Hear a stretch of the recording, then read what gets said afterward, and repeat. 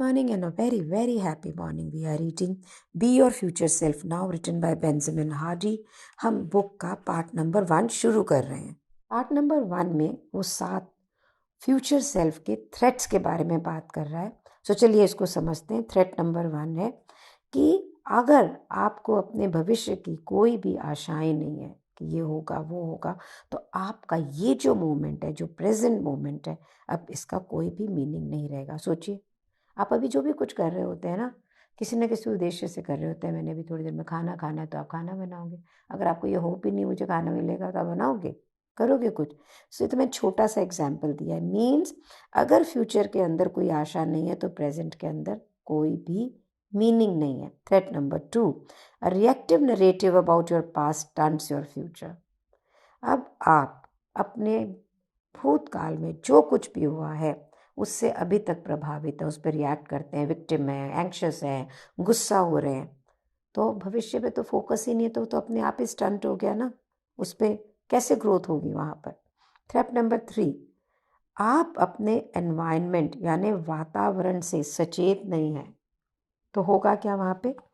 आपके जो एवोल्यूशन है, जो आपकी ज़िंदगी का जो विकास है, वो आकस्मिक है. हुआ हुआ, नहीं हुआ नहीं हुआ, क्योंकि आपको ये पता ही नहीं कि आपके वातावरण में हो क्या रहा है. Threat number 4, being disconnected from your future self leads to myopic decision. Myopic का मतलब शॉर्ट साइटेड, डिसीजन मतलब आपके फैसले. तो अगर आपको अपने फ्यूचर सेल्फ का कुछ पता ही नहीं है, आप बस जो हो रहा है सो हो रहा है, क्या बहता पानी रमता जोगी, अगर उस तरह से आप जी रहे हैं कि जो होएगा सो ठीक है, तो आपके मोस्टली डिसीजन शॉर्ट साइटेड हो गया. आप अपने भविष्य में कुछ देख नहीं रहे हो. Then is urgent battles and small goals keeps you stuck. आपका अर्जेंट इतना आपको इन्वॉल्व्ड रखता है कि आप इम्पॉर्टेंट के ऊपर ध्यान ही नहीं दे पा रहे हो. तो भाई मैं अब भी सपोज़ करिए आज के खाने के इंतज़ाम में लगी हुई हूँ, तो मुझे अपनी लाइफ में वेल्थ कैसे क्रिएशन करनी नहीं ना कर पाऊँगी, फिर कल के खाने के इंतज़ाम में, फिर परसों के खाने में इंतज़ाम में. तो हम अर्जेंट बैटल्स के अंदर क्या क्रिएट करते, स्मॉल गोल, बस आज का खाना, कल का खाना, परसों का खाना. तो आप यहीं पे स्टक रहोगे ना, unless and until you are really looking at important things in your life, planning, being aware of your future, have a goal. Growth is not there. Threat number 6, not being in the arena is a failing by default. Means अगर आप जिंदगी की game नहीं खेल रहे हैं ना, तो आप फेलियर तो बाय डिफॉल्ट ही हैं. Success is often the catalyst for failure. इसको मैं ये कहूँगी, कहते हैं सहसवार ही मैदान जंग में, कि सफल होने के लिए जो भी हम एक्टिविटी करते हैं उसी से फेलियर होता है. जो काम ही नहीं करेंगे उनकी ज़िंदगी के अंदर असफलता आएगी कैसे. पेज नंबर 1 पे 7 थ्रेट्स के बारे में बात करने का शुरू कर रहे हैं. और यहाँ पे ना बहुत सारे फेमस इस बुक के अंदर राइटर्स, फिलोसोफर्स, सैकियाट्रिस्ट के कुछ कहे हुए शब्द हैं जिसको रेफरेंस में लेके और रियल लाइफ के रेफरेंस को लेके बुक आगे चलती है. तो यहाँ पर विक्टर फ्रैंकलिन जो है, फ्रैंक ही बोला जाएगा, उनको ये कहते हैं, it is a peculiarity of man that he can only live by looking to the future. कि हम लोगों के ये लक्षण, ये हमारी विशेषता है इंसानों की, कि हम जीते ही भविष्य को देख के, सारा काम ही भविष्य के लिए करते हैं. मुझे ये चाहिए, ऐसा हो जाए, वैसा हो जाए. और सेठ गोविंद कहते हैं कि एक मनुष्य की जीवन के अंदर होप यानी आशा एक एसेंशियल हिस्सा है. बिना आशा के मनुष्य यानी हम लोग बिल्कुल मुरझा जाएंगे और ख़त्म हो जाएंगे. So exact pronunciation is Victor Frankl. तो विक्टर फ्रैंकल जो थे, बहुत ही यंग एज के अंदर लोगों की हेल्प करना चाहते थे. वो एक 10 साल की उम्र से पहले उन्हें ये पता था कि वो साइकियाट्रिस्ट बनना चाहते हैं. उनकी मदर अपने शालीन बिहेवियर के लिए जाना चाहती थी और उनके पिता ने एक बहुत ही छोटे गवर्नमेंट स्टेनोग्राफर से काम शुरू किया और director of ministry of social service बने. हाई स्कूल के अंदर फ्रैंकल ने साइकोलॉजी स्टडी की और उसने उस वक्त सिगमंड फ्रॉइड से कॉरेस्पॉन्डेंट शुरू करी, जो कि उस समय के दुनिया के सबसे इन्फ्लुएंशियल साइकोलॉजिस्ट थे. और इसके साथ में काफ़ी एक्सप्लेनेशन है फ्रैंकल की रियल लाइफ की, जिसको मैं छोड़ रही हूँ और मैं सीधे लेके चल रही हूँ वहाँ पर जहाँ पे फ्रैंकल ने एक आर्टिकल पब्लिश किया जहाँ पे उन्होंने एक्सप्लोर किया कि the frontier between psychotherapy and philosophy, और फोकस क्या था, importance of meaning and value. अब ये उनकी ज़िंदगी के जितने भी वो काम कर रहे थे उसका एक सेंट्रल सब्जेक्ट बना, जहाँ पे उस समय के जो फेमस साइकोलॉजिस्ट थे फ्रॉड और एडलर, वो इंसान के पास्ट को, भूतकाल को देखते थे as the centre aspect of development. Frankl ने फोकस किया कि पर्सन का जो फ्यूचर होता है उसके मनोविज्ञान का सेंट्रल एस्पेक्ट होता है। लोगोथेरेपी, फ्रैंकल ने एक उसके नाम की थ्योरी डेवलप की। ये बेस्ड था ग्रीक वर्ड लोगो पे, और उन्होंने ये माना कि किसी भी व्यक्ति की डेवलपमेंट, किसी भी व्यक्ति की मेंटल हेल्थ की क्वालिटी, वो फ्यूचर फुलफिल्ड से है, वो अपने भविष्य को कैसे देखता है वहाँ से है।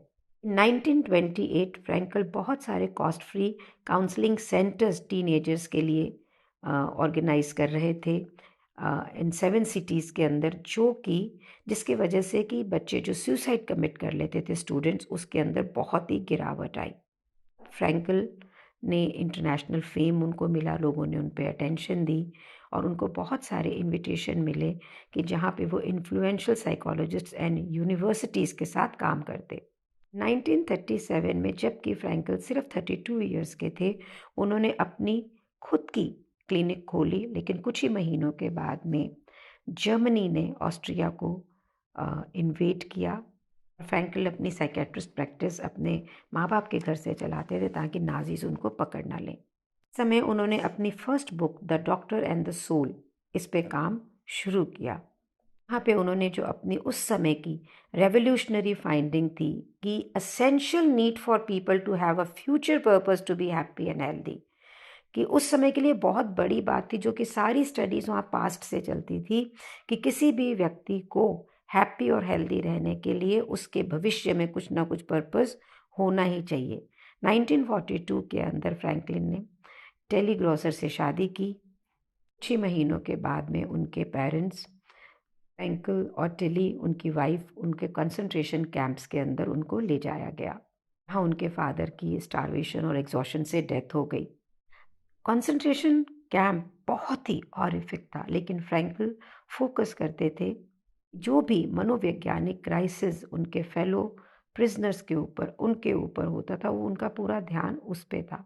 उनका पूरा एफर्ट था कि जो लोग आत्महत्या करने के खतरे में थे उनको कम्बैट करना। उन्होंने एक फेलो इनमेट रेगिना जोनस के साथ में, जो कि पहली फीमेल रैबी थी, यानी सिर्फ मेल रैबी होते थे उस समय। रबी जूइश, आप समझ लें जूइश पुजारी या धार्मिक व्यक्ति होते हैं, रबी भी बोलते हैं इसको। फ्रैंकलिन की मदर भी कंसंट्रेशन कैंप के अंदर मृत्यु हुई और फिर टिली को एक दूसरे कैंप के अंदर लेके जाया गया और फ्रैंकल को एक अलग लेबर कैंप के अंदर ले गए। मैं यहाँ पे सारे नाम वगैरह सब जर्मन नेम्स और ये सब हैं, ये अवॉइड कर रही हूँ क्योंकि उससे बहुत डिटेल्ड हो जाएगा and that will we will lose the crux. कहने का अभिप्राय है कि वो ये बता रहे हैं कि इस कंसंट्रेशन कैंप के अंदर फ्रैंकल के सारा परिवार किसी न किसी रूप से मारा गया, लेकिन वो पूरे फोकस थे कि अपनी book the doctor and the soul इसके ऊपर काम करें। लेकिन वहाँ पर जब उन्हें दूसरे कंसंट्रेशन कैंप में लेकर जाया गया तो उसकी उनकी बुक को लेकर उसको भी डिस्ट्रॉय कर दिया गया। अपने परिवार के बाद में ये मैन्युस्क्रिप्ट ही था जो उनके लिए सबसे प्रिय था और उनके जीवन का उद्देश्य था। उन्होंने प्रण लिया कि वो दोबारा से इस बुक को लिखेंगे और इसे पब्लिश करेंगे, और अपनी पत्नी और अपने कुछ फैमिली मेंबर से मिलने की आशा फ्रैंकल को आशा में रखती थी कि वो एक्सप्लेन करते हैं कि जिस समय मुझे दूसरे कंसंट्रेशन कैंप्स में लेके जाया गया, लेकिन मेरी अंदरूनी इच्छा कि मैं इस मैन्युस्क्रिप्ट को दोबारा लिखूं, अपने फैमिली से मिलूं, उसने मुझे कैंप की हर परिस्थिति से जिंदा रखा। 1945 के अंदर यूएस ट्रूप से कंसंट्रेशन कैंप से फ्रैंकल लिबरेटेड हुए और उन्हें मालूम पड़ा कि उनका सारा परिवार ख़त्म हो चुका था। फ्रैंकल को सपोर्ट मिली अपने दोस्तों से और उन्होंने उनका डिटर्मिनेशन कि वो इस किताब को दोबारा लिखेंगे। फ्रैंकल वियना न्यूरोलॉजिकल पॉलीक्लिनिक के डायरेक्टर बने। उन्होंने वहाँ पे the doctor and the soul के साथ में 5 किताबें और लिखी, जो कि लिखते ही फर्स्ट एडिशन के साथ में विद इन डेज बिल्कुल सेल हो गई।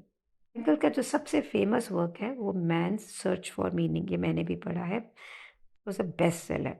थ्रू आउट 1946 उन्होंने बहुत सारे पब्लिक लेक्चर्स दिए एक्सप्लेन करते हुए उन उनके अपना सर्वाइवल। आप खुद सोचिए कि कितने साल वो कंसंट्रेशन कैंप में थे, पूरा परिवार ख़त्म हो गया बुक होगी, उसके बाद में भी उनकी सोच, जिसका मीनिंग क्या था, मैंने ये फैमिली को मिलना है, मैंने ये बुक लिखनी है, उसने क्या दिया, रिजिलियंस एंड इम्पॉर्टेंस कि किसी भी सरकमस्टेंसेस के अंदर ज़िंदगी को जीना।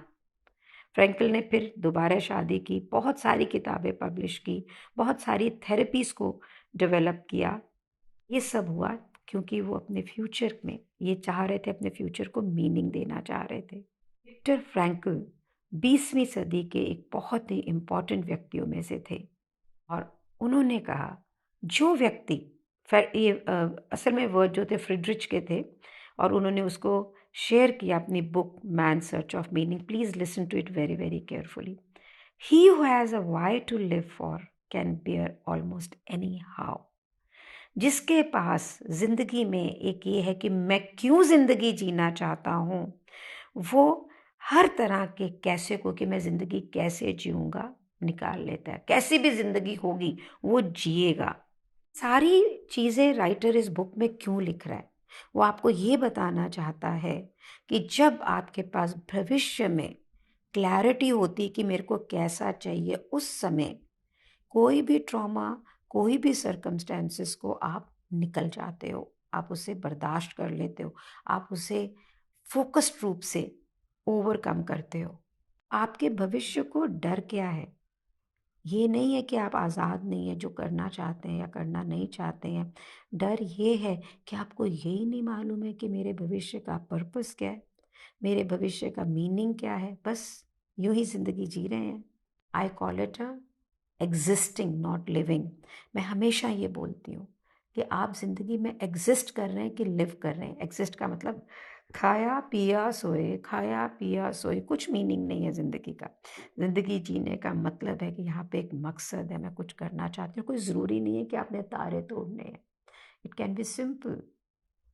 फ्रैंकल की स्टोरी जो है ना हमें प्रोवाइड कराती है एक इलस्ट्रेशन कि कितना भी ज़िंदगी में थ्रेट हो, कितना भी सीरियस थ्रेट क्यों ना हो, लेकिन अगर आपकी ज़िंदगी में कोई भविष्य नहीं है तो आपका ये मोमेंट अभी ख़त्म है, इट्स फिनिश्ड। तो ये पूरा एग्जाम्पल इसलिए दिया गया है कि एक व्यक्ति जिसका पूरा परिवार कंसंट्रेशन कैंप में ख़त्म हो गया, जो इतनी, मैंने वो बुक पढ़ी, आप सुन नहीं सकते हैं, पढ़ नहीं सकते हैं। He went through such torturers life. अगर हम इंडिया की आज़ादी का भी देखें तो एक वायदा था कि हमें अपने देश को आज़ाद करना है, तो कितने लोग मर गए, कितने लोगों ने कितना कुछ किया। अगर आप अपने आसपास देखेंगे तो आप ये देखेंगे एक माँ अपने बच्चे को पालने के लिए क्या कुछ नहीं करती है, इस आशा में कि उसका बच्चा बड़ा होगा, एक अच्छा इंसान बनेगा। अगर आप बारीकी से अपने जीवन को देखेंगे तो आप ये देखेंगे आपके हर एक्शन के पीछे कुछ है, और अगर नहीं है तो फिर वो ज़िंदगी में कुछ है ही नहीं। Just go through it. Do share your views about it, and do share these audio videos with your children, with all the people around you, ताकि वो एक्सप्लोर करें, मनन चिंतन करें, कॉन्टेम्पलेट करें कि why are they and what are they living in life. And again I'm saying this book is not against living life moment to moment. It is telling you why this moment is so valuable to you. At the crux हम यहीं पे पहुंचेंगे. Thank you so much for being in my life. Thank you so much.